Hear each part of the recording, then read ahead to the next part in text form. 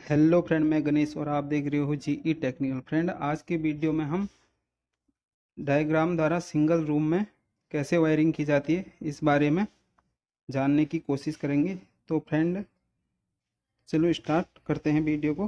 तो friend, video अच्छी लगी तो वीडियो को लाइक करें, शेयर करें और सब्सक्राइब, चैनल में नए हो तो चैनल को सब्सक्राइब करें। फ्रेंड स्टार्ट करते हैं वीडियो।